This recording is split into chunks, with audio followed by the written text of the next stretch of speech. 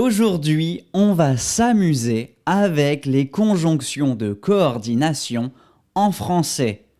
Mais, où, et, donc, ornicar. Te doy la bienvenida al canal Hola la Francés. También puedes encontrarme en Instagram y TikTok para ver contenido diarios. ¿Tu lengua materna es el español y quieres hablar francés con confianza y naturalidad? Apúntate a nuestros cursos de francés desde el nivel principiante hasta los niveles más avanzados, donde podrás estudiar a tu ritmo y seguir una metodología adaptada a tus necesidades. Haz clic en el enlace de la descripción para conseguir todo lo que necesitas.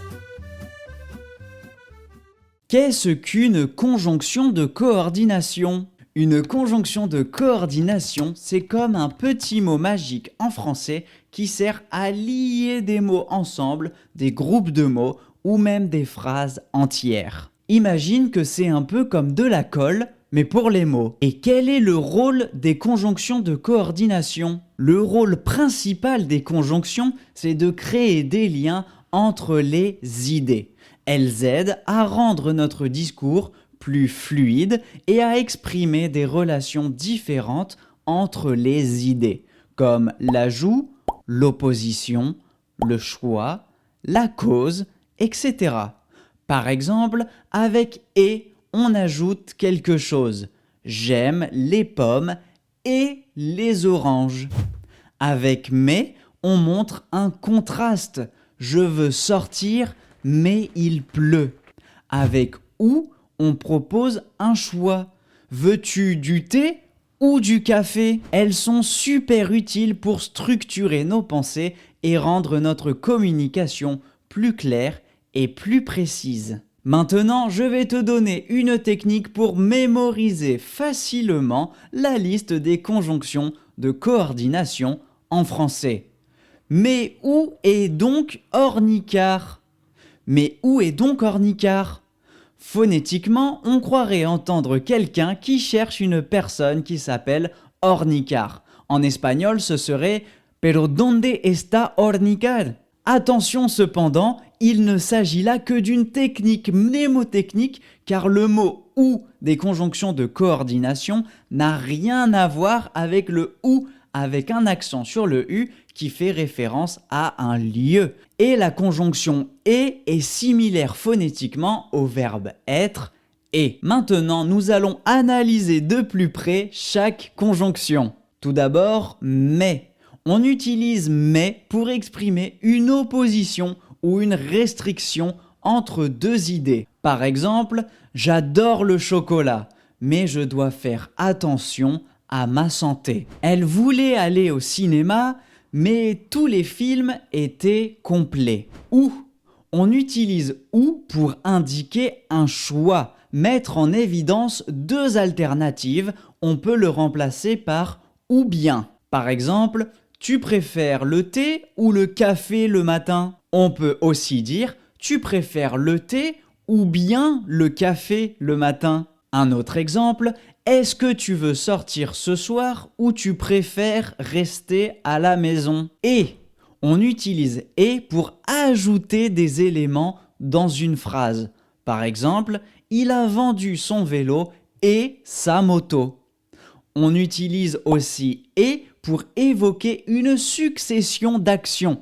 Par exemple, il allume son ordinateur et se connecte sur YouTube. On utilise aussi et dans une énumération et dans ce cas, on l'utilise seulement à la fin de l'énumération. Par exemple, je suis allé au supermarché, j'ai acheté des carottes, des courgettes, des aubergines et des avocats. Donc, on utilise donc pour exprimer une conséquence à quelque chose. Par exemple, elle n'a pas étudié pour l'examen. Donc, elle est un peu inquiète pour les résultats. Dans cette phrase, donc relie le manque de préparation à l'inquiétude pour les résultats de l'examen. Deuxième exemple, nous sommes tous fatigués, donc il vaut mieux reporter la réunion à demain. Ici, donc est utilisé pour suggérer une conséquence logique. la fatigue mène à la décision de reporter la réunion. Or, ce mot est aussi utilisé pour exprimer une opposition ou une contradiction par rapport à ce qui a été dit précédemment. Par exemple, on m'avait dit que le musée était fermé le lundi. Or, il était ouvert quand je suis passé. Ni. On utilise ni dans un contexte de négation. Elle permet de joindre des éléments de manière négative. On l'utilise aussi en espagnol. Par exemple, je n'aime ni les pommes, ni les fraises, ni les bananes. Ça veut dire que je n'aime rien du tout. Car. On utilise car pour introduire une explication ou une cause. On peut remplacer car par parce que. Attention cependant, car est moins utilisé en français oral. Par exemple, je reste à la maison aujourd'hui car je me sens un peu malade. Ici, car explique la raison pour laquelle je veux rester à la maison aujourd'hui. Nous devons partir maintenant car le train part dans 20 minutes.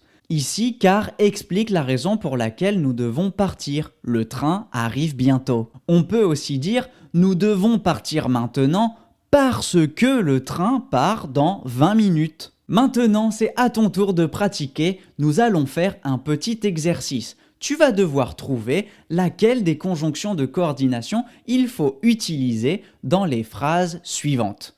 Première phrase, tu veux du thé, du café.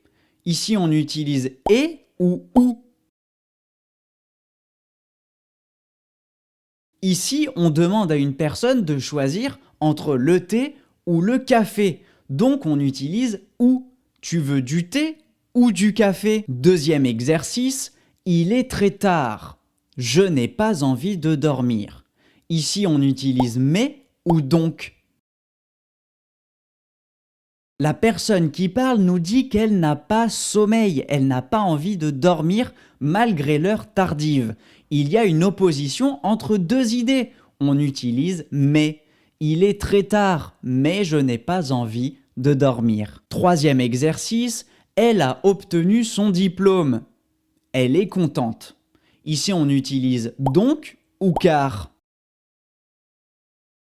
Le fait qu'elle soit contente, c'est parce qu'elle a obtenu son diplôme. Donc, c'est une conséquence. Et pour parler d'une conséquence, on utilise donc. Elle a obtenu son diplôme, donc elle est contente. Très bien, maintenant tu as appris les conjonctions de coordination en français.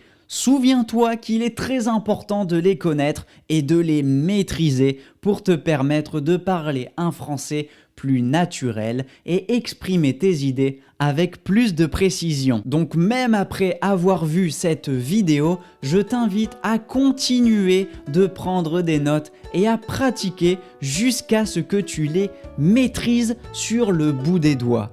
Si tu as aimé cette leçon de français, n'oublie pas de cliquer sur le bouton j'aime de la vidéo et de t'abonner pour ne pas manquer les prochaines leçons à venir. Moi je te dis à très bientôt dans une prochaine leçon de français.